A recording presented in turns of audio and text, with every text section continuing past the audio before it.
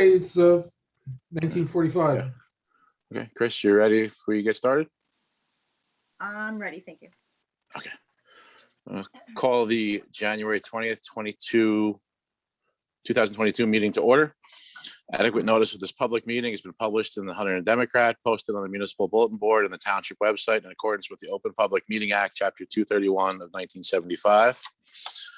This meeting is also in compliance with New Jersey Assembly Bill A 3850, which was passed in mid-March of 2020, which specifies conditions to be met under the current state health guidelines. Please rise for the flag salute.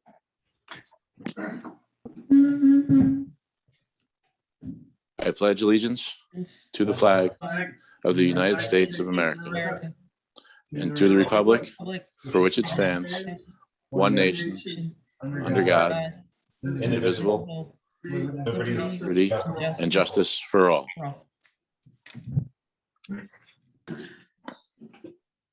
Okay. So we're going to return to two public comment sessions. So we have a first public comment at the front of the meeting. Do I have a motion to open for public comment? Do we need to do a roll call? I mean, Oh, I apologize. attendance. Sorry. Yes, I apologize. Okay, Muir, Mr. Spencer, please. Yes. Here. Muir, Here. Nelson, Here, Keith, Yeah. Lindsay, Here. Randolph, Here. Ogrodnik. Oh, you're muted, Mr. Ogrodnik. I'm here. Thank you. Thank you. I have a motion to open for public comment. Make that motion. Do I have a second. All in favor? Aye. Aye. Aye. Aye. Any public comment?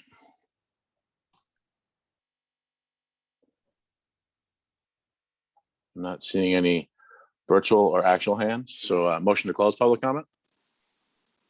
Make that motion close. And I'll second that. All in favor? Aye. Aye. Aye. Okay, thank you. A motion to adopt resolution 2022.22, authorizing the CFO to pay regular bills to avoid finance charges. Make that motion. Do I have a I'll second. All in favor? Aye. Aye. Aye. Any opposition, abstentions? No. Motion to adopt resolution 2022.23, appointment of fund commissioners to the PACE fund. And for clarification, that would be Deputy Mayor Nelson as primary and myself as the alternate. Make that motion. I'll second. All in favor? Aye. Aye. Opposition, abstentions? Motion to adopt resolution 2022.24 to establish a $50 change fund for the animal licensing office. Make that motion. Do I have a I'll second? second. Second. All in favor? Aye. Aye. Aye. Opposition, abstention? Motion to adopt resolution 2022.25, certification of funds for year 2022 professionals. Make that motion. I'll second. All in favor? Aye. Aye. Aye. Abstentions, opposition? Okay. Motion carries. Motion to adopt resolution 2022.26, extending the deadline for licensing of dogs and cats based on the increased COVID numbers and the stress it's placed on, potentially placed stress on staffing of veterinary offices plus individual residents' health. We are looking to extend the deadline to February 28th. Can I have a motion? Make that motion. Extend that deadline for licensing of dogs and cats. I'll Do I have a second. All in favor? Aye. Aye. Opposed, abstain? Okay, motion carries. We have a motion to pay all bills. I apologize, I have to pull out the bills list. In front of me. Which I don't have it in my packet. Mr. Spencer, do you have the bill total? The bills list total? It is. I've got the total here at $2,087,428.37. Yep. Yes, thank you. Can I have a roll call vote, please, to approve? I'll have a motion first I'll make the motion. and a second. I'll second. Roll call vote, please. Keys, Yes. Lindsay, Yes. Nelson, yes, Randolph, Yes. Muir. Yes. Thank you. Report of municipal engineer. The engineer is excused from the meeting tonight due to a meeting conflict, and there is no report to update. We did discuss Mr. Randolph and Mr. Roth and myself have been working on it used to be an issue. It seemed to go away for a little while. Now it's back, or overweight trucks getting stuck on Person Road and damaging the bridge. So the engineer has worked with Mr. Roth to change some signage. We're also going to be working with both Hunter and Warren County to see what else we can do. We think the engineer thinks that the drivers that have reported that their GPS sends them that way, and we think the county bridge may not be properly reported for the weight limit, which is allowing them to make that choice on the GPS, because our road ordinance is specified, but the bridge may be the problem. So we're working to solve that and get the GPS notifications updated. So that's his only report, nothing else significant, no other written report at this time. A report of public safety officials. I believe we have Trooper Walsh joining us tonight. We're happy to have him back with us.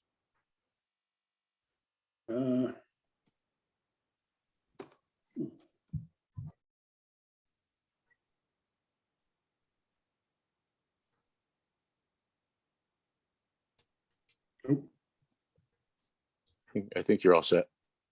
Am I there? Can you see me? Yep, we can see you and we can hear you. Thank you. Okay, yeah, I don't have anything specific. I just wanted to let everybody with the new council members, and I know I'd spoken to the mayor, but just let everybody know that, you know, in moving forward, I'm going to try to refill or fill some of the roles that I had previously filled, and which includes attending the council meetings and trying to fill, you know, be that liaison between the municipalities and the state police. So moving forward, if anybody has anything or has any concerns that are non-emergent, I ask them, you know, rather than direct them to the barracks generally, if they can direct them directly to me so that, you know, I can appropriate whatever resources we need to solve a problem or to address a situation. But as far as a specific report, I don't have anything specific unless someone has a point of concern for me. Any concerns or questions for Trooper Walsh? Mr. Roth? You're on mute. Is it possible to call you to get the accident reports for Persons Road then? Instead of me calling down there and asking for them? Absolutely, yeah. I didn't hear, you broke up a little bit. I didn't hear specifically what you were referring to, but an accident report for what event? For the tractor trailers that are going down Persons Road. Which road are you referring to? Persons? Oh, Persons Road. Oh, okay. Yeah, do we have an accident? I know one we had one the other night, but There's have been you had three. multiple I issues think over there's there? three in the past 2 weeks. Yeah. Okay. And they did damage the bridge, which is Warren County is responsible for the bridge. Okay. But we still need copies of and we've adjusted our signage to help, but still Okay. have some issues. Yeah, there was one Tuesday morning. I didn't call down there for that one yet, but I do got an accident number for the other. I believe that was last week. Yeah, what's your email address? It's dpw@bethlehemnj.org.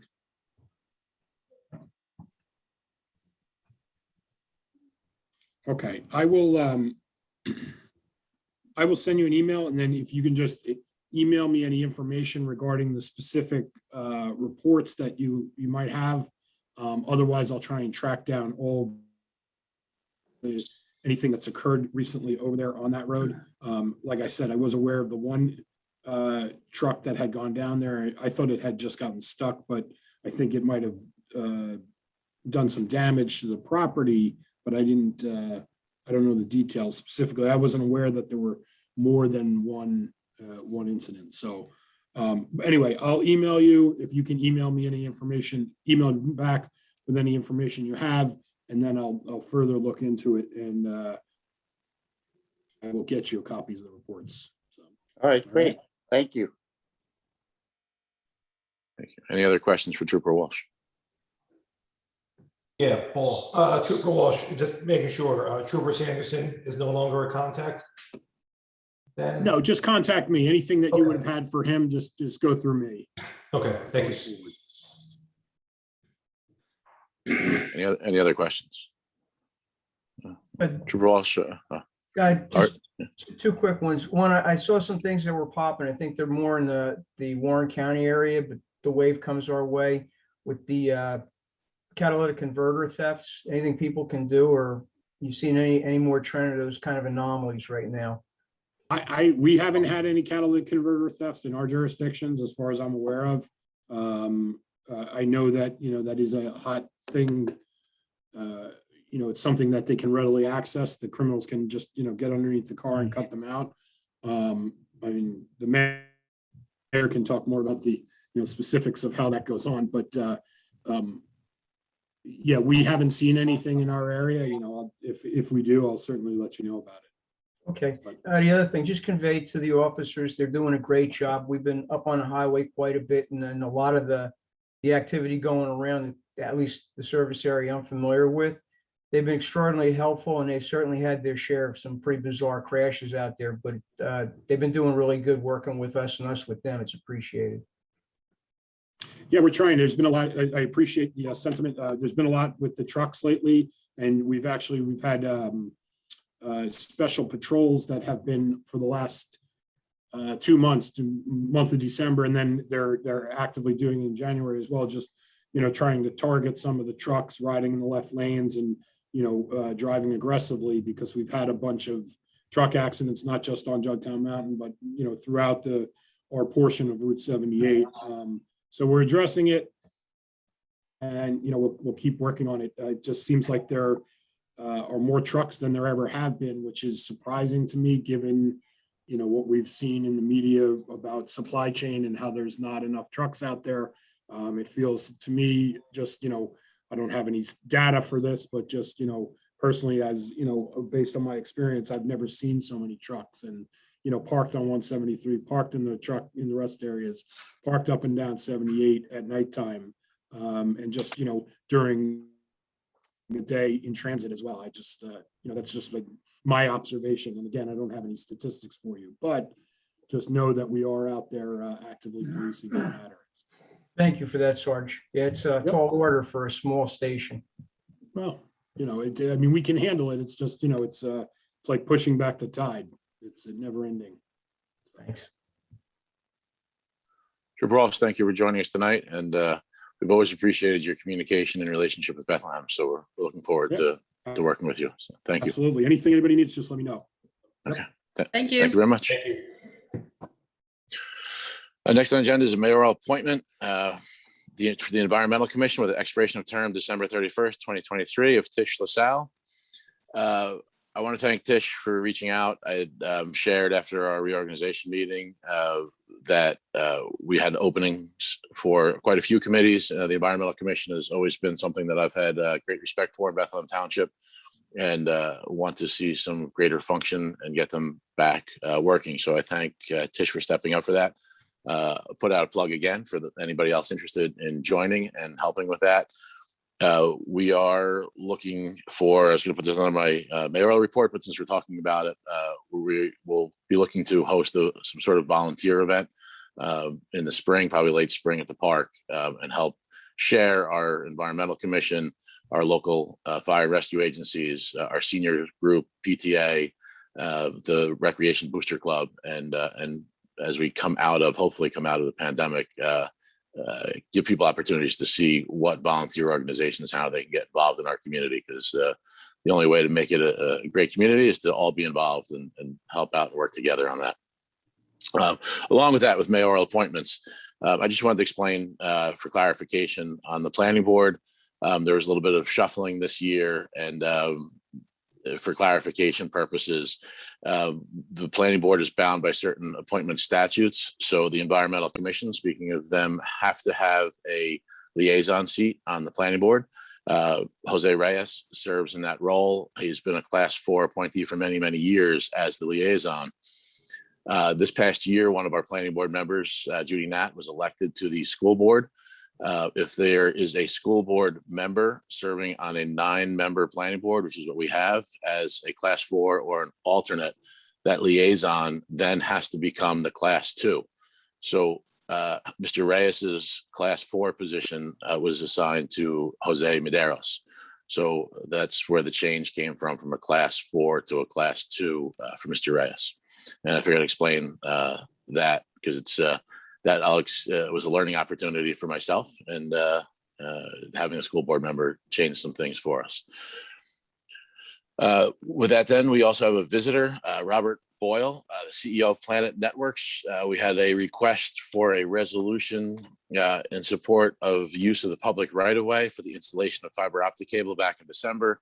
The previous committee, and I agree, had asked for some additional information. We do not have the resolution on our agenda this meeting.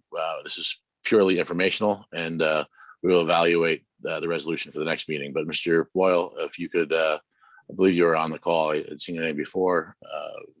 Welcome to our meeting, and if you can share the scope of your project and the reason behind your request for the resolution. Sure. Good evening, everyone. So I'm Robert Boyle. I'm the CEO and president of Planet Networks. I'm sorry, I'm losing my voice. I hope everyone can hear me okay. Can you guys hear me? Okay, Yes. good. So we are an internet service provider. We provide purely internet. We're also a phone company that is licensed by the New Jersey Board of Public Utilities. So part of that, we've been in business since 1994. We're based here in New Jersey. We're based in Sussex County, but we also have an office in Morris County, and we have employees, and we have an employee in Hunterdon County. So we are, a local company, and we provide high-speed internet access using our own fiber lines that we install and we own and operate. We also, as licensed by the Board of Public Utilities, that gives us certain, there's certain obligations to go with that, and there are certain rights that we get along with that. One of those is being able to operate in the public right-of-way.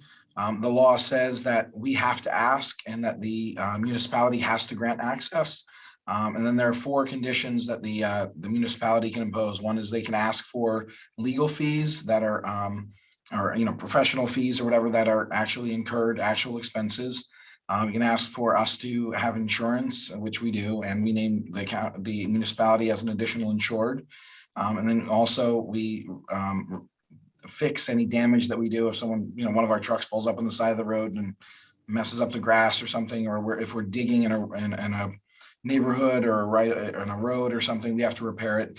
99% of what we do, with the exception of underground neighborhoods, is all on existing poles. We very rarely install new poles. We probably have less than 50 poles we've installed in the entire state. It's usually only for a really good reason, because there's no other way to get around, or there's no room on that pole, or there's some reason that we can't use an existing pole. But like I said, that's very rare. Most of the time we license them from JCP&L and Verizon or CenturyLink, depending on the municipality, and which a lot of municipalities out in, especially in Hunterdon County, have both. So we use that. We have pole agreements with those 2 companies, and we use their existing poles. We run our own fiber using our own crews. We have, as of right now, I think we have like 34 trucks or something that are out installing fiber all the time and installing customers. We offer much faster speeds than the phone company and the cable company. Our slowest speed is 200 by 200. We sell it as 175 by 175. We next speed up is a 300 by 300, which is actually 330 by 330. And then we have a 500 by 500, which is really 550 by 550 megabits. And then we have 1,000 by 1,000. And then we also have a 2,500, which is a 2.5 gig down, 2.5 gig up, and a 10 gig up and 10 gig down. So we have, very, very fast speeds. Like most people can't even, especially if you have DSL, like those speeds are thousands of times faster than what you have at home. We have, we also offer telephone service, and telephone service is $29.95 a month for an unlimited connection to, unlimited calling to anywhere in the United States, Canada. I think we include Australia, New Zealand, England, a bunch of other English-speaking countries included in that as well. We also, we do everything, like I said, in-house. One of the things that there's a misconception, I think the council forwarded a message to me, something about 5G and like the 5G antennas. The only wireless that we do is inside people's homes and setting up their Wi-Fi for them. We don't do anything on poles, nothing to do with 5G. So in fact, most of our agreements with the pole owners, so like AT&T, or sorry, Verizon and CenturyLink, and a couple other phone companies and power companies we work with, all of them specifically prohibit us from installing antennas. We have no desire to install antennas, but it's not even allowed in our agreements, so that's not a concern. I just want to make that clear. The other thing is we don't install anything in the right of way, like there are no pedestals. We don't put in, there's no big boxes hanging from the poles or anything like that. Everything we do is on, it looks like a phone line, and the only thing that you will see are little rectangular boxes that are splice cases, which is how we join different fibers together. And then sometimes they're cylinders that look like a few coffee cans put together. And those are, those are also used for splicing fiber, but there's no electronics in there, no antennas or anything like that. And that all gets mounted up high, way out of people's reach. It's, 18 feet up in the air. See what else? Our prices are very competitive. So our 200 by 200 speed is $59.95 a month. Our gigabit speed, if you prepay for the year, it's $1,000 for the year. For 1,000 by 1,000 for $1,000. If you pay monthly, it's $109.95. And then the other ones are kind of tiered in there. 300 by 300 is $74.95 a month, and the 500 by 500 is $89.95 a month. We don't charge any install fees. We don't have any.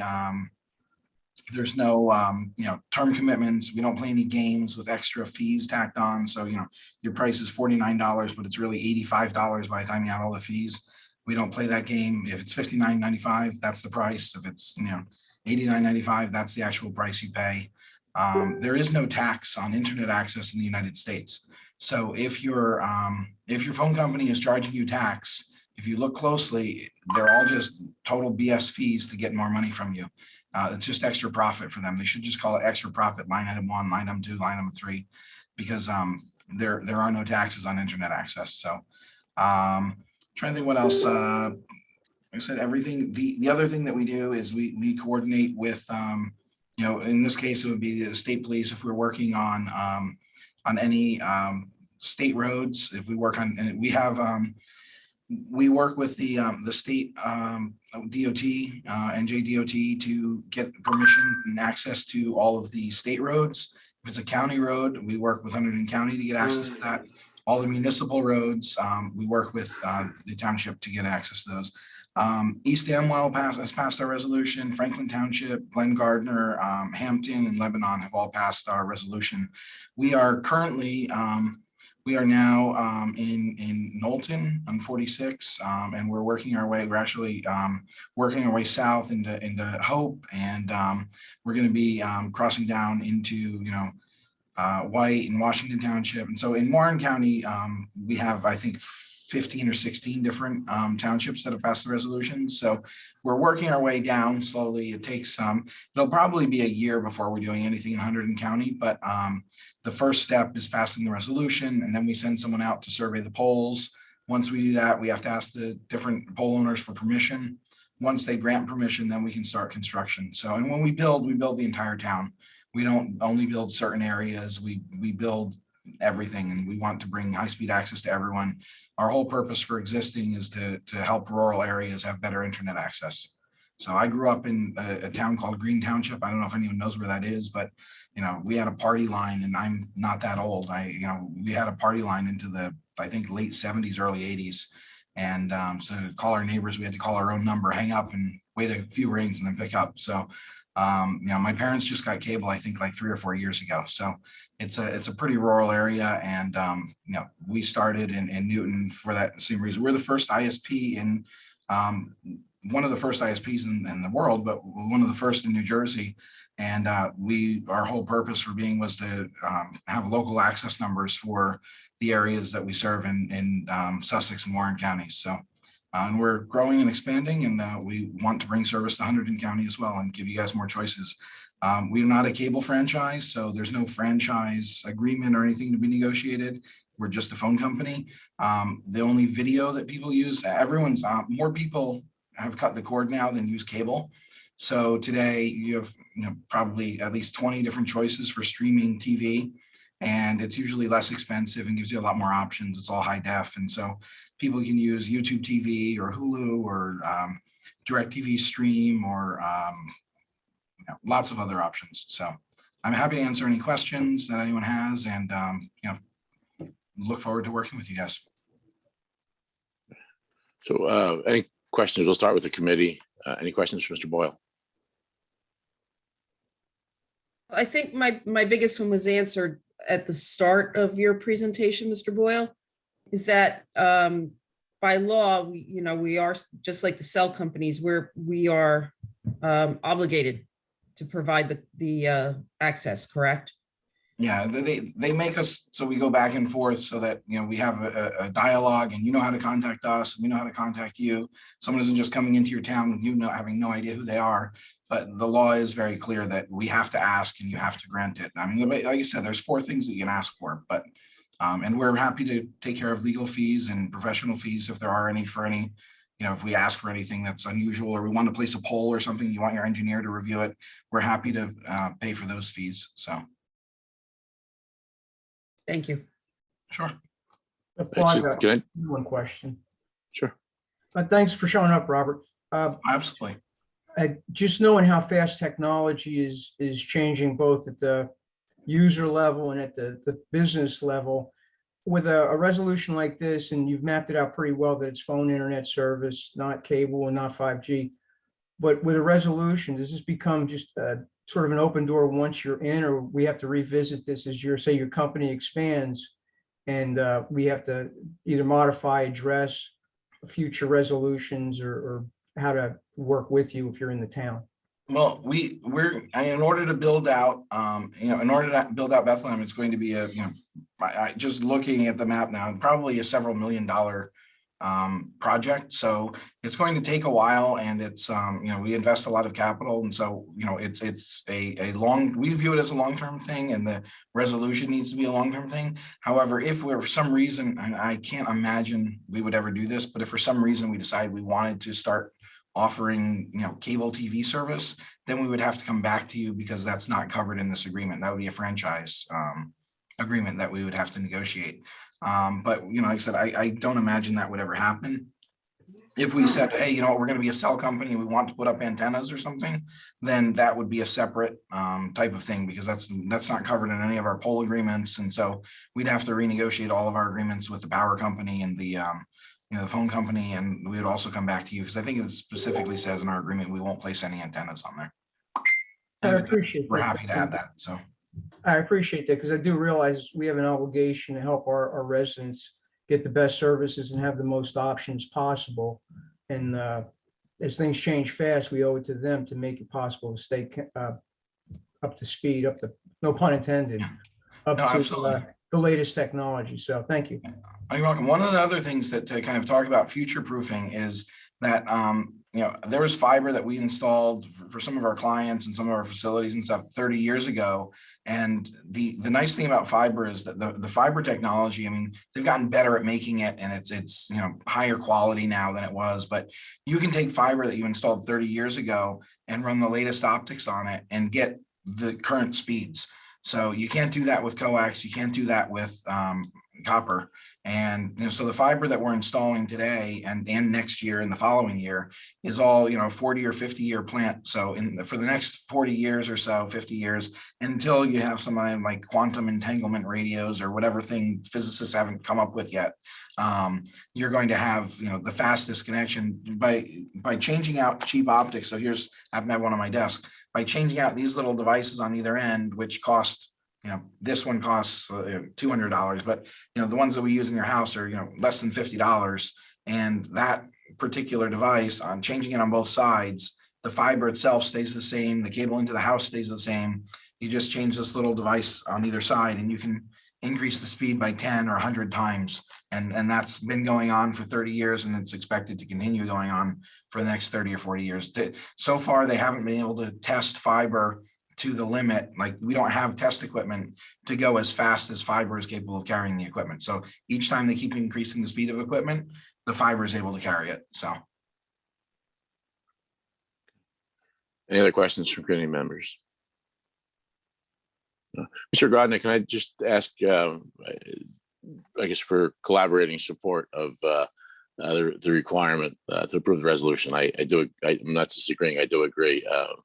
I just wanted Mr. Boyle to come in so we did our due diligence as a committee. But Mr. Grodnick, if you could just comment on that. I mean, obviously more competition is great. I mean, anybody who's been paying Comcast Xfinity bills certainly would support this competition. I don't see substantial legal fees. To me, this is more Tom Decker's department with engineering comments and just making sure that everything goes up correctly. But yeah, I mean, I think next meeting we should certainly consider it. Okay, excellent. Thank you.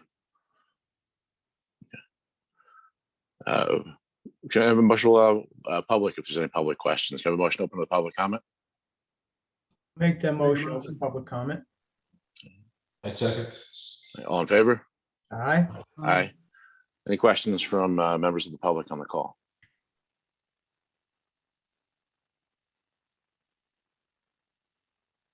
Yeah, just one here. So you actually are delivering fiber into the penetration into the house? So right now, we don't bring it into the house. What we do is we put a little box on the side of the house and we bring fiber into that. And then we run Cat 6 into that box on the side of the house. And we use something called power over Ethernet, where it delivers power over that Ethernet cable to our little box on the side of the house. And the reason for that is, one is if you have a problem of any kind, we can troubleshoot it without having to have people home. So unless there's a problem with your router inside the house, we can do all the troubleshooting and fix any problem there may be on the outside of the house. The other reason is because it's laser light, and I don't want to scare anyone, but laser light is dangerous because it's the spectrum that's used is not something that's visible to people, and your retina doesn't have any sensory nerves on it, so you can actually burn your retina by looking into the fiber and cause eye damage without actually without knowing that you're doing that. So by keeping it outside in a box that's locked, it's safer in case kids are playing with the internet and say, hey, it doesn't work or something. So at some point in the future, when we get beyond 10 gigs into the home, we'll probably extend that DMARC into the house and for people who need it. And we'll probably have some type of a tamper resistant box or something we put on it in the home at that point. It's not really that much of a danger. I don't want people to be scared. It's not like lighting things on fire or anything, and it's not going to instantly blind you, but it's just from a safety standpoint, it's a good idea to have it somewhere that's not accessible to the public. It's also fragile. So, people unplug things and power cycle things or whatever, they have some problem or something. It keeps people from breaking it as well. So I hope that answers the question. Yeah, absolutely. And, to the committee, with the number of people who are working from home now and seeing that trend continue, this is really a great positive for us going forward, having some competition. Thank you. We look forward to serving you. Thank you. Any other questions? Suzanne Wilder. So Verizon has never put fiber or Fios out in our area. Why? And they're a big company. Was the cost? How could it be cost beneficial for a company like yours if it's not cost beneficial for a company like Verizon?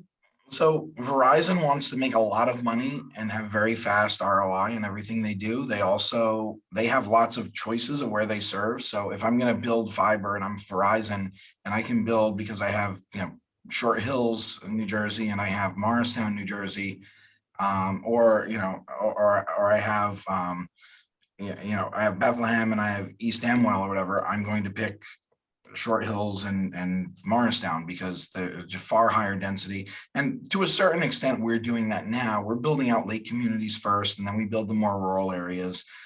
because we have to make money. I mean, if we don't make money, we're not going to stay in business. And so it's important that we, have a return on our investment. But I'm in this for the long game, and I know that the areas that we're serving really need this. And it's also something that's once you build fiber, that's kind of checkmate, game over for everybody else. Like no one will use, in most of the areas where we've been built for at least 2 years, nobody uses the cable company, nobody uses the phone company.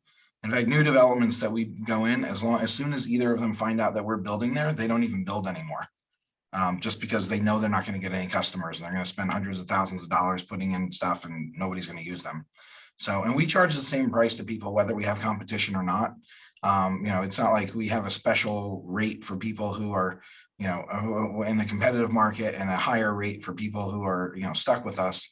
Everyone pays the same price. And, sometimes we have a rural road where, there's 6 houses on it and it's 2 miles long, and it's going to take us 8 or 10 years to get that money back for those people. But we're in a lake community down the street where, we make our money back in a year. So it's, dollar cost averaging, it all kind of works out. So, and we've developed a lot of our own technology. We manufacture most of our equipment that we use ourselves. We have contract manufacturers making it now. Probably within the next year, we'll actually start, we're looking for injection molding machines. We're going to start building some of the stuff, actually building it in the house. So we're very vertically integrated, which is really unusual in our industry. So I can tell you, just from a wholesale standpoint, I don't know what Verizon's paying, but my wholesale cost on the equipment that Verizon puts up on the pole, my cost to build it myself is 1/10 of what Corning charges if I buy it from Corning through distribution. I'm sure Verizon gets better pricing, but I doubt they're paying as little as it costs us to make the stuff. So, so that's because we're small and scrappy, and we're able to, all of our trucks that we use are, we're $250,000 new. We buy used trucks for $15,000. We have our own shop. We restore them and fix them up. So they're 20 years old, but we change all the hydraulic lines, fix the rust, paint them, and they're just as reliable as new one, and they cost us 1/4 of the price. So, we do things to save money where we can, and we pay our employees well and take care of them, and our people work hard because of that, and they know what we're doing, and a lot of them, they live in the communities that they're serving. And we're going to be doing some stuff in one of the towns now, and the guy's 5th generation in the town. He says, I want to do every single street in my town because my great-great-grandfather was here, and I want to do it myself. And I said, sure, go ahead and do it. So so that's kind of the difference, I think. And we're okay with making a smaller return and doing it over a longer period of time. Thank you. Any other questions? I don't see any. A motion to close public comment. Motion to close. Do I have a second? Second. All in favor? Aye. Aye. Public comment closed. Mr. Boyle, I do appreciate your time. I think it's important for our residents to understand what you're doing when you finally do get here. And as all the comments have been supportive, I'm sure we'll all be appreciative once you actually do get here. So we'll be sure to put the resolution on for our first meeting in February and have our vote then. But again, I want to thank you for your time and sharing with us tonight. Okay. Thank you very much for your time, everyone. Have a wonderful evening. You too. Okay, under old business, nothing to carry over from reorganization. Under new business, the discussion of the determination of the year 2022 budget workshop dates. We do these, they're public meetings. We'll do these before our official meetings. So we're looking at February 17th, 2022 and March 17th, 2022, starting at 6 and most likely ending at 7. Can I have a motion to open the discussion? Motion to open the discussion. I'll Second. I'll All in second. favor? Aye. Aye. Aye. Do those are those dates acceptable to the other committee members? For me, The times? yes. Okay, and the times are acceptable? Yep. Mr. Keefe, those are, Yeah, I said I'm good. okay. Then can I have a motion to close the discussion?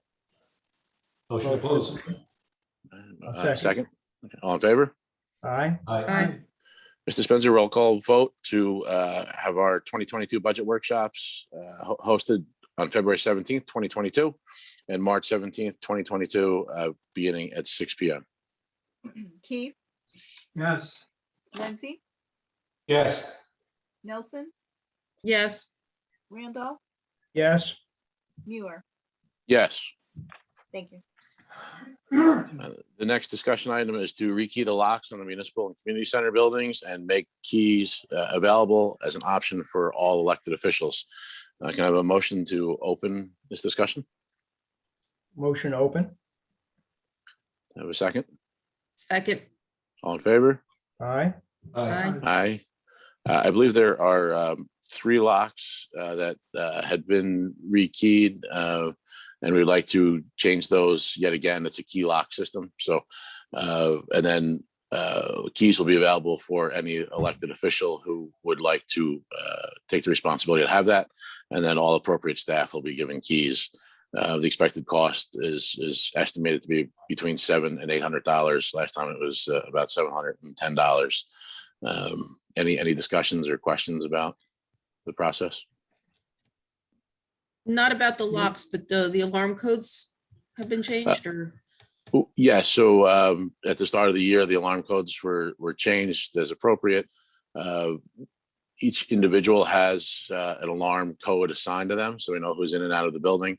And same thing, once we know who has keys and would like access to the inside office, we will work with the alarm company to assign an alarm code so that there's always a trace of who's in and out of the building. You're not required to have a key or a code. If you would like it, it is available to you. And I would ask if you, Mr. Spence's clerk will be keeping a record of those keys. And if you do not want a key, just please make that clear so we will save a few dollars on not ordering extra keys. And there will be at least one spare key for groups that would rent. Typically, the Scouts are the most common to rent the community center, and that would be their responsibility. We're not going to be assigning keys to any outside volunteer organizations or groups. I got a question, Paul. Yes. Why do we need to rekey the locks? Apparently, the keys that are issued right now are all, all accounted for, correct? As far as we know, we just think it's good practice to do it this way. Okay, and how many keys you're gonna have made? It depends on how many elected officials actually want keys, and then it's up to staff. So staff members, I would imagine there's 2, possibly 3 keys. 4 with Mr. Roth would have one as DPW. So I think 3 in the office. Mr. Roth would have 1 key. There would be a spare key, which would be 5. And then depending on how many elected officials would like keys. Yeah, that's talking about just the building here. What about the community center? That's totally something different or what? It is. And actually, I'll put the caveat in so I think it's just the one front lock cylinder in the community center. So it's 3 locks total. The front door of the municipal building, the back door of the municipal building, and the community center front door. And the side doors. And the side, yes. And also, thank you, Mr. Spencer. And I think also, yes, it reminds me, we would need 2 additional keys for the tax assessor and zoning officer for their after hours on Tuesday nights there. Mr. Roth, your question? No, I was thinking about that, and I was thinking the side door, but I said, no, we just had that redone, but that was for the furnace room. Yes. Yeah, we're going to leave that alone. I don't think Yeah. none of us are concerned about getting into the furnace room. Yeah, Paul, I know we've talked about this already, just briefly. So the rekeying of the building resolved all the keys from over the probably decades that have been floating all over the place. And we trued everything up to where the staff that needed keys had them, and it worked fine for the last couple of years. So 2 parts. I don't see any reason to rekey the buildings when we finally got that accountability. The second thing is there's a lot of sensitive stuff in the buildings out of necessity. And certainly there's times when there's cash and everything else. I like the idea personally that as few people have access in our employees, staff, the professionals, the full timers that do all the real work. I mean, we do our stuff for sure, but certainly they have to have it because they're the ones that really do the work. As far as liabilities go, if something got strange or missing or lost, I would not want to be asked as to why, what happened, and have to explain where I was or what I was doing. I hadn't seen, even with all the chaos going on with the virus and shutdowns and everything else, it never was a necessity for any of the elected officials to have it. I had never had one, didn't want one. It's all your decisions, of course. I was just weighing in on my spot. I certainly don't want a key. After 2 years of knowing that I didn't need one, nothing's really changed. My life's actually gotten a little simpler. So that's my 2 cents on it. I appreciate that. I know we did change them 2 years ago. We've had some staff changes and other additional changes, and now we have some elected official changes. So again, it's just being prudent, in my opinion, on that. And again, it's up to the elected officials. I think we're as we stated before, all equal on the committee, regardless of title. So it's your option to have a key. And I respect that. In the past 2 years, I did not want a key myself. I will probably take one as mayor in case there's emergency access needed for staff or other purposes. But I agree with you that we're not going to. That's why I made the comment, so everybody's comfortable that we're, in the past, we know that some volunteer organizations seem to get keys and then somehow maintain them. And then we just make copies, and there were too many out there. So we'll be following the same protocols. Yep, it was a mess. And like I said, when we trued it up, that pretty much resolved everything. The staff was a lot more comfortable as far as knowing where everything was. So I think for the most part, everything's been accounted for. So we wouldn't need that rekeying. But as you said, it's a committee vote. Appreciate that. So thank you. Any other further discussion? Two quick questions, Paul. The keys that were done, are those keys able to be copied? My understanding is they are, it's a proprietary lock system that only one locksmith, bless you, Judy, only one locksmith can produce that with the proper security access. We either have a card or some other code to give him authorization to do that. So no, you couldn't take these to Lowe's or any respectable or licensed locksmith. They would not reproduce those keys. All right, so any keys that were given out to past employees, whatever they'd be back now, they couldn't take them again and copied anywhere then? They should not have been able to. All right, and my second question is, just in regards to set of keys, was making sure there's a key for OEM as well, because the community center, as well as the office in there as well, was considered the emergency operations center back before Sandy. That was made into the EOC, so they would need access to that building. Not so much the community, the main town hall, but the community center. Correct. Yes, we make sure that you as OEM would have access to that. Okay. Any further discussion or questions? All right, motion to close discussion. Make the motion to close. Have a second. Second. Okay.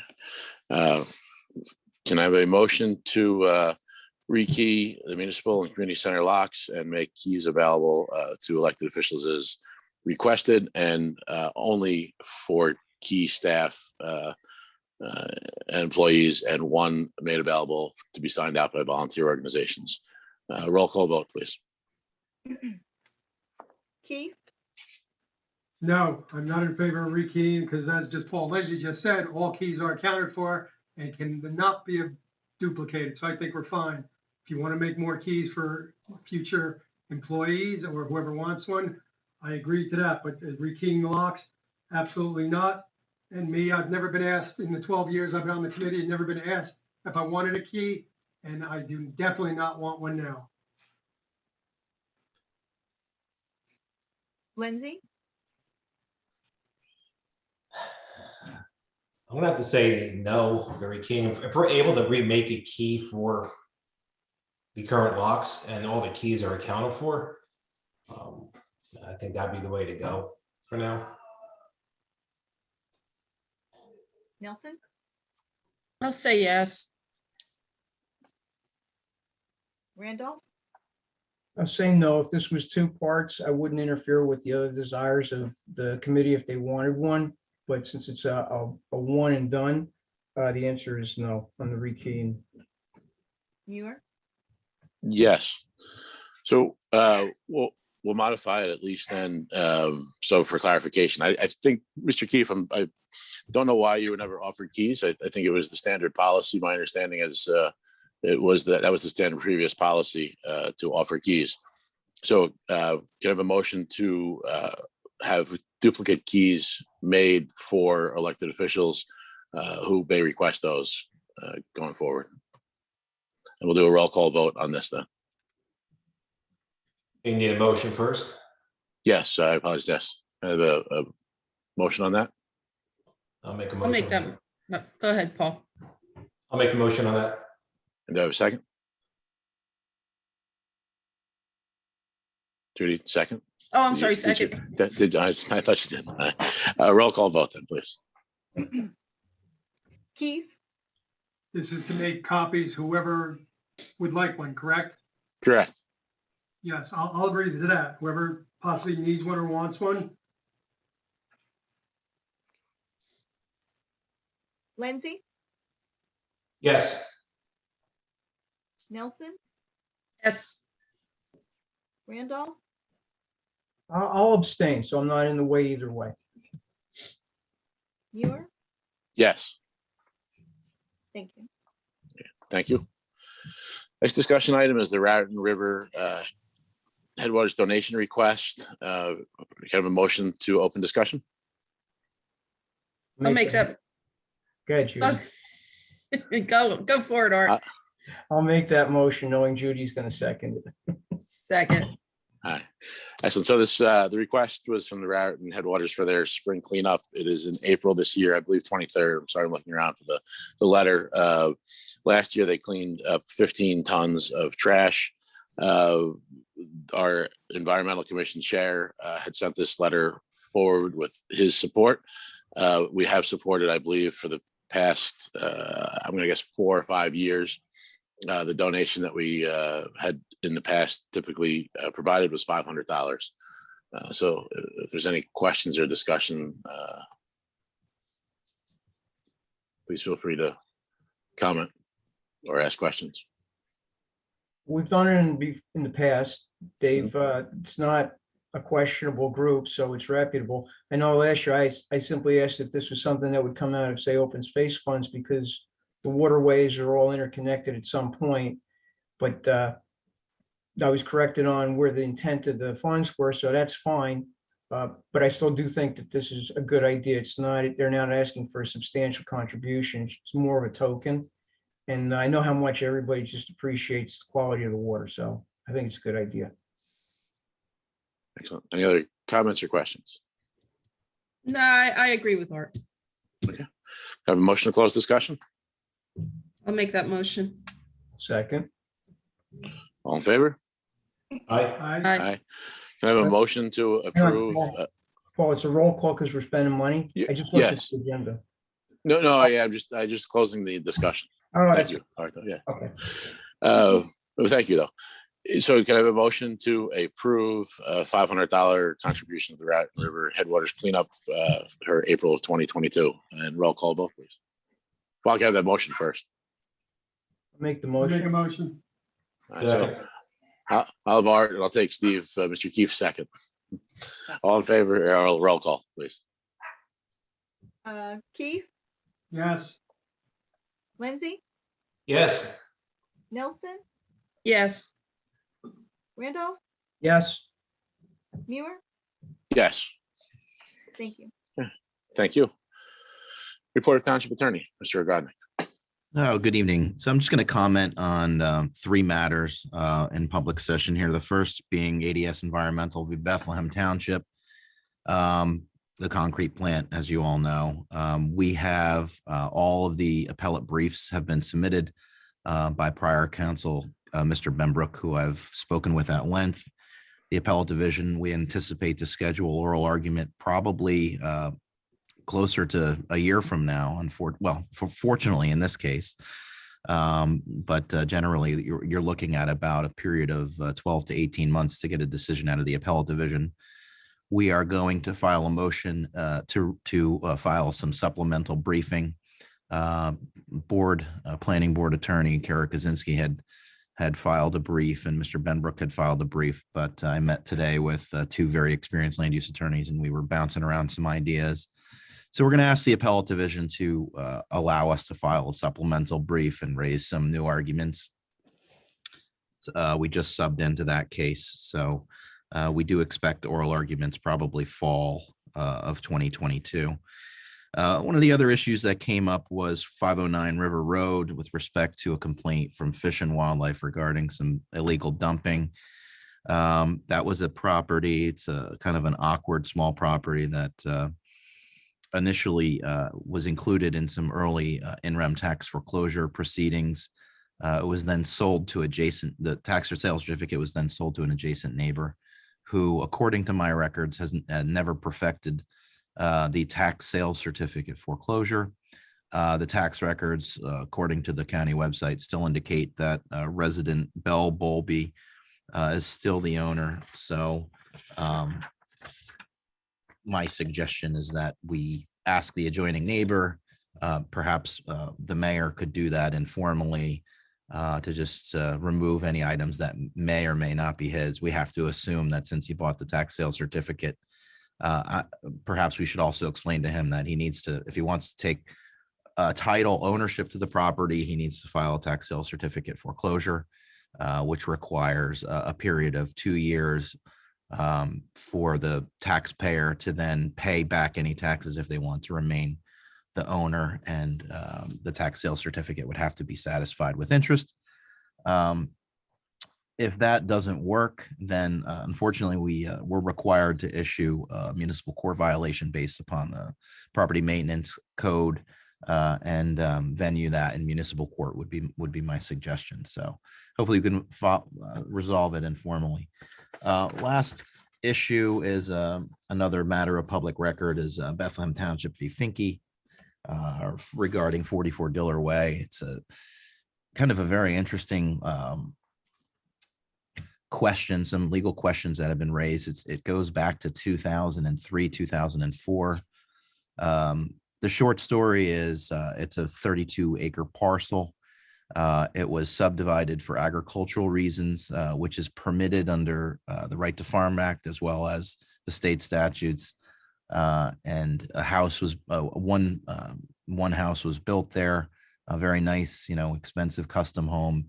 And now William Caldwell, has filed a motion in essence to seek perhaps some clarification with respect to what is the scope of agricultural buildings that can be placed on the property. The inquiries from a contract purchaser.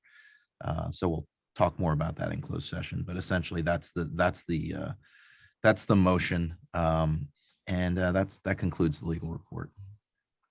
Thank you very much. And again, at the beginning of the meeting, I just shared, I appreciate Mr. Godnick provided a very clear and concise email, which I think made it easy to keep track of his report. So thank you very much for starting off that way with us. The report of DPW, I will ask, we can share this with Mr. Keefe as roads commissioner and Mr. Roth as our supervisor. So whoever would like to go first to start the DPW report. I got a list I can read real quick. Sure.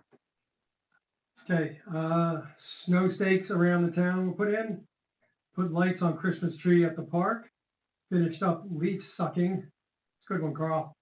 Blew all the leaves off the roads, cleaned up a couple of trees that came down, cleaned up dirt and stone on Polktown cul-de-sac from Kalen Farms from catch basin repair. Unloaded pipe for phase 2 of Iron Bridge, 1,200 feet.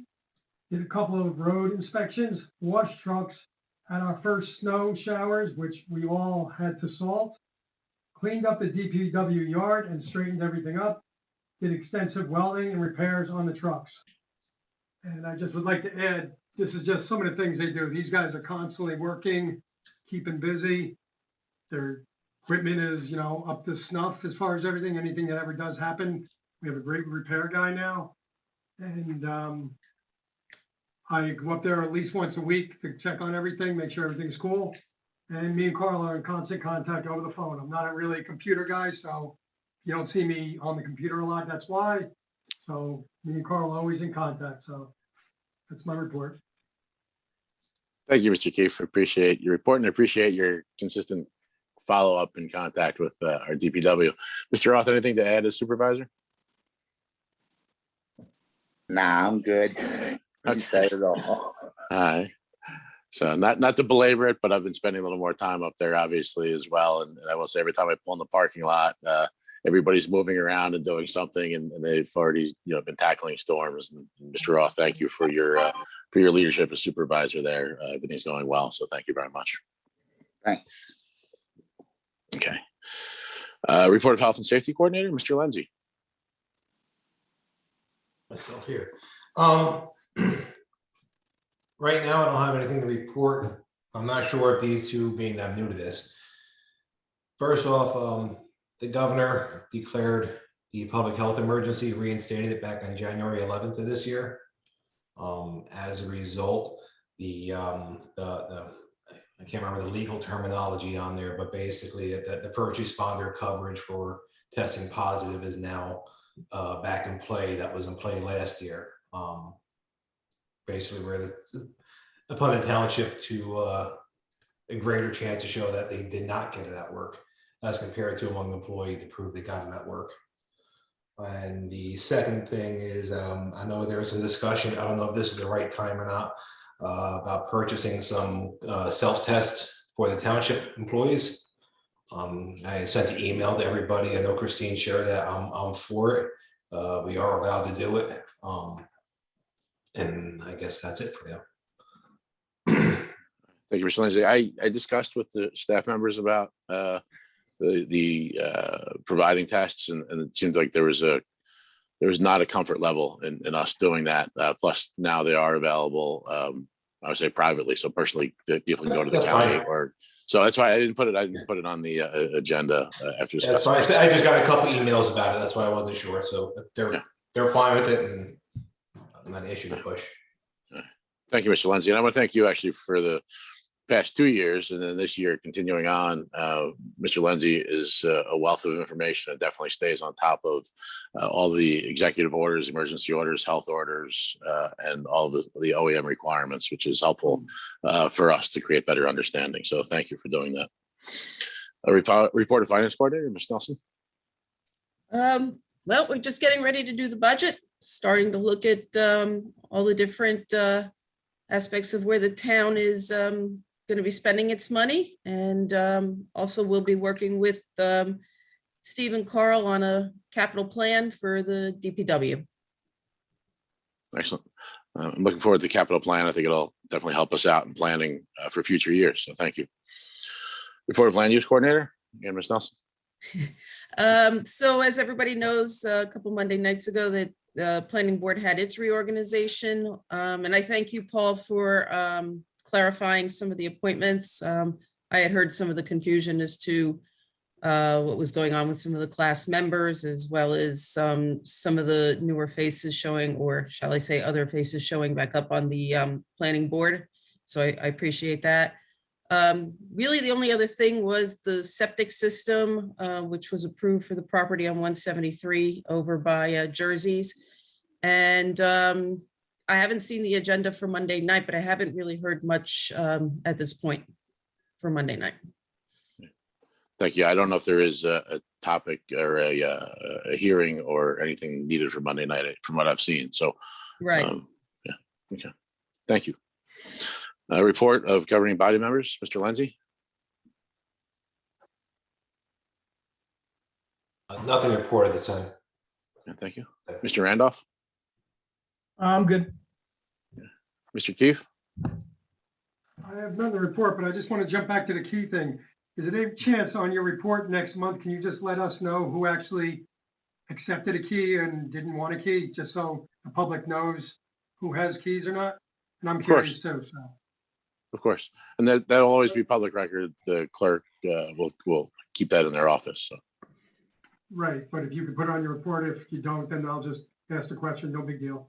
Sounds good. We can do that. Thank you. Okay. Ms. Nelson, Deputy Mayor, report. I probably could have included this on the finance report, but I want to get on the agenda for the February 3rd meeting. Topic of just for discussion, no decisions or any resolutions at this point about the recycling center. There has been a lot of feedback when we had closed it last year, and I understand why. I also understand why some of the residents would like to see that service perhaps come back. Excellent. I would like to explore that as well and see what we can do to provide a service to our residents. Thank you. Anything else to report? Nothing. Okay. Report of mayor. I want to acknowledge that Bethlehem Township received a DOT, Department of Transportation Recreation grant in the amount of $60,000, and that's for potable water at the park, as well as a pergola and benches for the bocce courts that were installed so that people can sit and then also have some shade cover. The water will be our primary. I think our initial application was $70,000. So depending on cost, the water will be our primary focus. I want to thank our engineer, Tom Decker, for spearheading that and then working with committeeman Art Randolph and our clerk, Christine Dispenza, to get that processed and approved. So thank you for those wonderful additions to the park. Paul? real Yes. quick, I only had a bit part as far as lighting the fuse. It was all Walt, Christine, and Tom. They worked right until the last minute with the state on the line to pull that rabbit out of the hat. It was crazy to watch what they were going through with the state. Multiple phone lines open, computer screens filling in forms. It's nice to have my name with it. I can't take it. It was Walt, Chris, and Tom Decker. They did it. Thank you. Appreciate that. And I am familiar with the, I interact with the SAGE system very frequently. And so I understand their frustration and appreciate working through that. Oh, yeah. Thanks. I just want to share, and Mr. Lindsay has shared this before, Hunterdon County is making COVID tests available through drive-through this Saturday. The information is on the community bulletin board on social media. Also, there are free federal tests that they will mail out to you. So if you want to acquire COVID tests for your home, you can acquire up to 4. It'll take 5 to 7 days to get mailed out. I've also shared that information on the Mayor Paul Muir page, which is an unofficial page, but I try to share information. One of the topics we'll be working on is establishing some official communications with the website. Obviously, has been great, and potential social media. Just as a notification too, the Postal Service is hiring. So there's a virtual job fair, January 25th and 27th and February 1st and 3rd. So we'll share that information coming up as well. And then my last item is really for the committee members. And I'll preface this just as a reminder that, because I was just sharing this with another township, as a township committee, we operate slightly different than an elected mayor and council, and due to the sunshine laws, no more than 2 of us can never get together at any one time. So our working session is essentially these meetings. So sometimes when you have a council, they'll have some subcommittees and some, I would say, greater efficiencies leading up to the meeting. So this is our time to work together. So I'm just going to add, when I went down to the League of Municipalities back in November, Mr. Randolph picked his up today. Our insurance company had insurance guidebooks for elected officials, and they were out of them. So I asked them to mail them to us. So those are in your mailbox. They're rather lengthy. So if you can't fall asleep at night, I would say review those. But more importantly, I will email everybody a link. While I was there, I took the Mel training live, which gives us a $250 credit to our insurance. And so for every elected official who takes the class, it's available online. We get a $250 credit towards our insurance. So I'll send that link out so that you can take that insurance liability class online at your leisure and help reduce our insurances a little bit. I have nothing else to report. Any questions for me from the committee? Hey, Paul, I got one Yes. question real quick. Yes. The Judy mentioned about, well, maybe I should just trust Judy. Judy, you mentioned about you want to talk about the dumpster, right? Recycling? Yeah, the compactor, I think that we took out of service and it broke, and I know we were thinking about repairing it, what to do. I just kind of wanted to restart those discussions. Yeah, it would really help if we actually got a price on what it would cost to get it back running again, just from my point of view. Sure. You know, any chance we can get that information? Yeah. Yep. They We'll look into it. I believe Mr. Roth has researched that already. Okay. Yeah, I already got the call. It was All right, so I'll 3,000. call you and we'll talk. All right, Thank you. Thank you. Excellent. Thank you. Can I have a motion to open for public comment? We'll make that motion to open public comment. Do I have a second? Second. Second. All in favor? Aye. Aye. Any public comment? Yes, I'd like to make a comment. Oh, yes, Mr. Groschwitz? Yes. Yes, I sent an email to the town clerk with a letter regarding an access issue I have. And she responded saying it was supposed to be on the agenda for today, but I didn't see it. Yes. I apologize, and I don't want to delay you any further, but our engineer, I want to have our engineer as part of the discussion. And so he is aware, and legal counsel is aware also. But our engineer unfortunately had we say unusual conflict with another meeting tonight. And so we've tabled that to our first meeting in February, which is the first Thursday in February. First Thursday in February. Yes. So I apologize. I appreciate your understanding and consideration with that. Okay. Yeah, 'cause they're saying we need, after back and forth, it's a very unique situation. Right. Which if you did some research and talked to them, I'm sure they've told you that. I became as familiar as I can be with it. But again, for the rest of the committee's sake to make a decision, and even for mine, after researching it, I would appreciate Mr. Decker to be here in person. And unfortunately, that was not possible tonight. Okay. I'll plan on the 9th then. Yeah, thank you very much. Mr. Maderos? Yeah, I'd like to address there's a puddle that always forms on Blackbrook Road, just past the Barnett Farm and actually adjacent to the Kalen Farm property.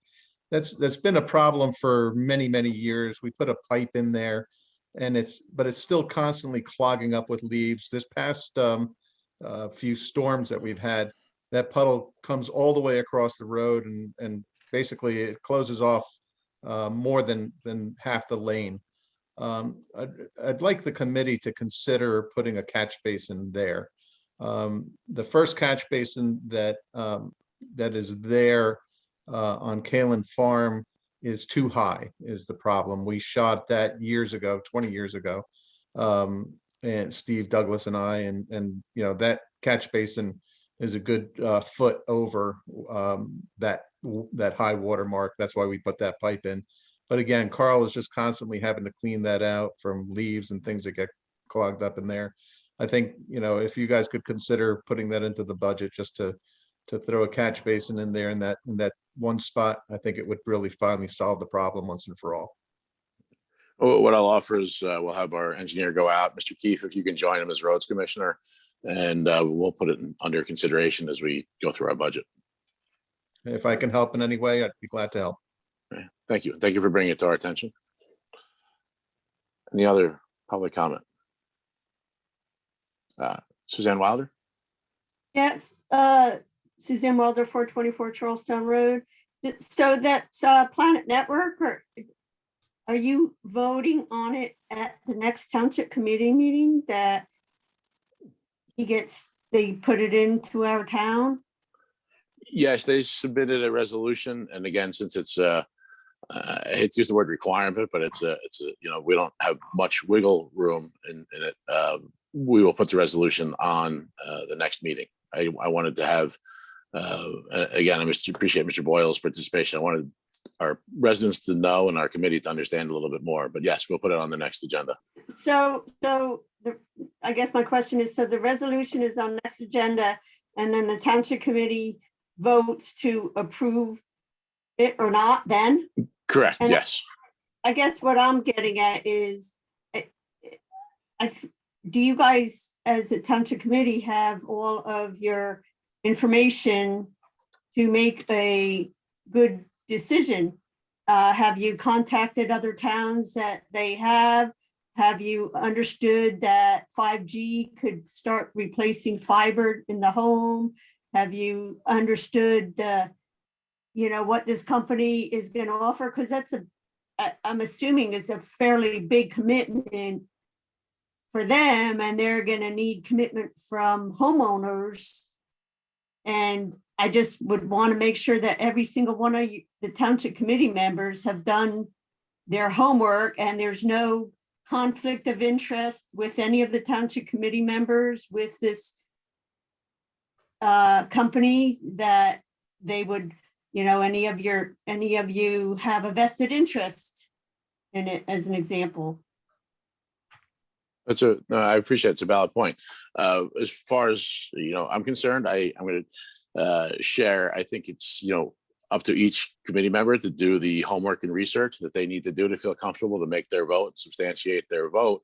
My intent to have Mr. Boyle join us tonight was to provide information from his perspective. Obviously, he is the company installing it, but I thought taking it firsthand, also asking Mr. Ogrodnik for some legal guidance. I was at another township committee meeting last night that did just approve the resolution.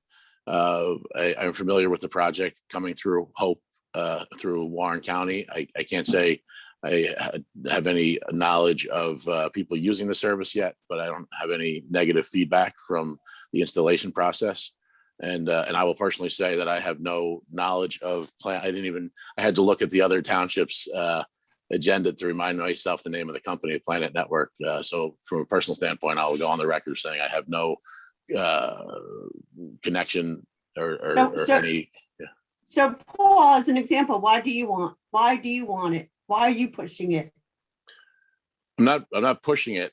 We really, when it comes to utility right of ways, we're limited in what we are allowed to do and not do. So we really don't have an ability to vote no on this resolution. My intent here was to better understand what we are supporting. To me, I'm going to say I don't necessarily always agree with the process, but with the utility right of ways, and even as you bring up 5G, for the past few years, I've been involved trying to figure out what we can control on 5G. And again, a lot of the times the municipalities are sidelined and said, well, it's an FCC or FTC regulation, and you're obligated to provide these right of ways to the utilities. So oftentimes, unfortunately, we're pigeonholed for it. So my intent was not to push it. My intent was to provide as much knowledge and information as we can direct from the company. Honestly, the representative tonight, I'm not criticizing him, but it was a sales pitch. So I guess what you're saying is that we don't have a choice, and the resolution is just a rubber stamping. I'm going to say I wouldn't disagree with that. I would not disagree with that assessment of the resolution. You would not disagree with it. Yes, I would not disagree with your assessment of that resolution. And so what commitment does homeowners will have to make? None. It's your choice whether you want to use the service or not. It's just providing additional. So let's say Verizon decides to come in with fiber. Now they won't be able to because we have Planet Networks fiber. Is that? No, I'm going to actually, I'll understand the implication. It seems like a very big commitment, but I understand if the township has to allow it just because they have to allow it as a, access the right of way utility. I get that. Yeah. Again, like I said, but most of the townships that are towns and townships that have approved this, and Mr. Boyle, I'll give you a minute to respond, and also maybe to share this experience. The ones that I've seen haven't taken the time to even invite Mr. Boyle. And the only reason I did is to get more information. A lot of these towns understand that it is a rubber stamp, and they put it on the agenda and they approved it and they moved on. And residents then why sit did you there. invite him? Because I think having knowledge and providing the time to understand this is important. And also, if we have a issue, I feel very much more comfortable looking. I wish this meeting was in person, but I'd feel comfortable staring at Mr. Boyle. And if he comes in, and this is a rubber stamp to put in fiber optic, and one of his trucks breaks the shoulder of our roadway, at least now I can put a face and a name to his company and say, you have a responsibility to fix that apron on my roadway. Can I hear from our attorney, Mike, to kind of address my questions? Yeah, so luckily I have the benefit of representing a couple of utilities in the past, specifically in relation to generally dump trucks that strike low hanging wires. And I would direct you to a video that really explains the process. But all of these are governed not by local municipal ordinance but by the Board of Public Utilities. So all the township is doing is agreeing and consenting to the public utility easement. Frankly, I think there's a huge benefit to have competitive and more higher speed fiber optic and internet access as we transition away from cable. So I think it's a great benefit. There's no cost to the township. Otherwise, I would ask Mr. Boyle, who I'm sure does this on a daily basis, to kind of check off some of the questions that you had. Sure. I'll actually, Mr. Boyle, before you go, I'm going to, Mr. Judy's had his hand up too, and so I Yeah, a kind couple of of, cover some of the topic. Couple of quick points. First of all, as a business owner who currently pays thousands of dollars a year to Comcast for gigabit service for my business, which is located here in the township, I'd love to have an alternative. And the other thing I would make is that I have no connection to any 5G suppliers, equipment suppliers, or service providers. And I think that anyone else who comments here on the goodness or badness of adding Planet Networks to the menu of communication choices in the township should also let us know if they have any conflicts of interest either.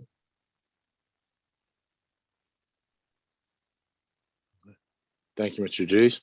Mr. Boyle, any response or to the questions that were asked? Sure. On the first one, as far as a conflict of interest, I can't speak for any of the committee members, whether they own any shares of Verizon or Comcast or anything else. Not my place there, but I can tell you that none of them have any financial interest in Planet Networks. We're a very small company. We're closely held. I'm the majority shareholder. I know that every single one of our shareholders, there's less than 20 of them. I know them all personally. None of them happen to be on your committee. So, that's answers that question. And now in terms of 5G replacing fiber, 5G is fed via fiber, and 5G doesn't really work indoors very well, and it doesn't really pass through much. So unless you're in Manhattan or a really high dense area like that, 5G is not a solution for anything. The frequencies they're using in the United States, and that's why they have to put something on every single block.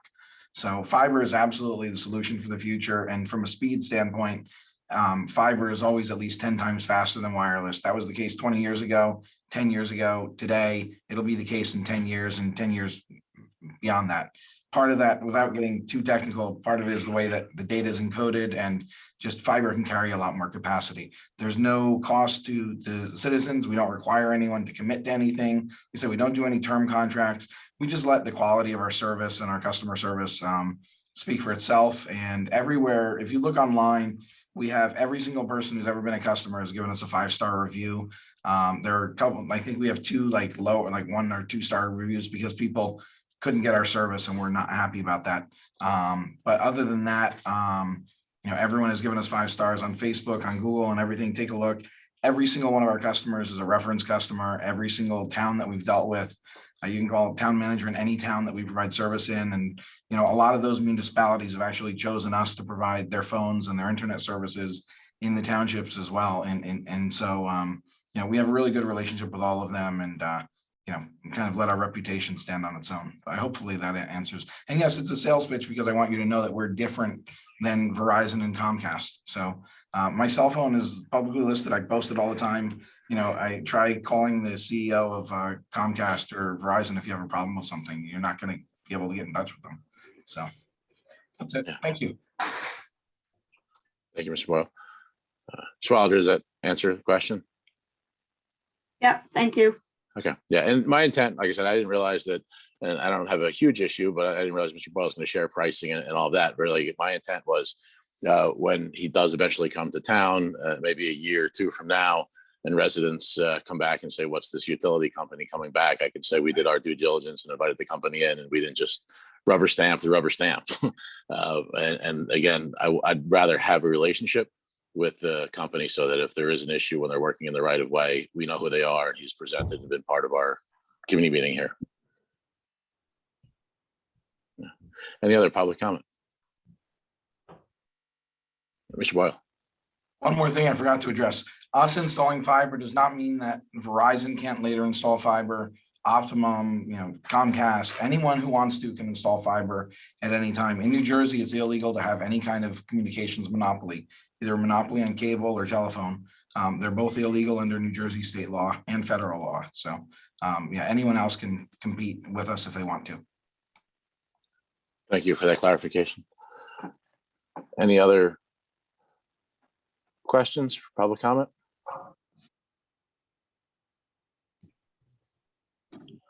Okay, I'm not seeing any. So I got a motion to close public comment. Take the motion to close public comment. Do I have a second? I'll second. All in favor? Aye. Aye. Can I have a motion to enter executive session? And to the extent that I'm able, because I know this has been a criticism in the past, I will try to share under each classification what we're talking about. So under contract, we're discussing our shared court agreement with Lebanon Borough. Personnel will be discussing the hiring of potential hiring of a tax collector, and litigation will be continuation of the Finke property. No action will be taken in executive session.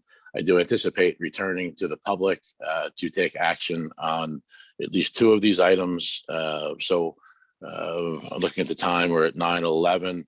I think 9:25 should be enough time for us to cover these things, and public can join the meeting back in again. So can I have that motion? Make that motion, go into executive session. Do I have a second? Second. All in favor? Aye. Thank you. So